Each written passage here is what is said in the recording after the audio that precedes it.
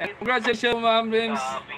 Maaari po kayong mag-send sa akin ng number sa GCash account doon sa aking messenger.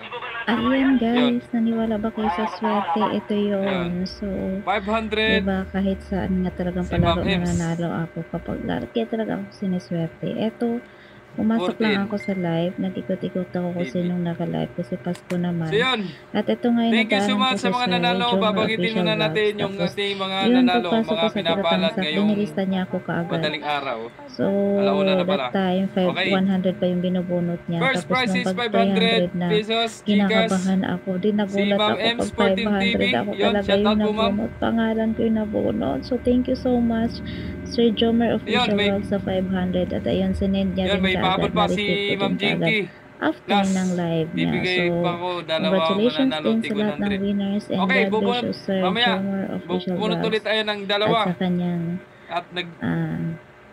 madam na si Jinky Siklot na nag-sponsor din. So, Merry Christmas everyone. God bless and keep safe.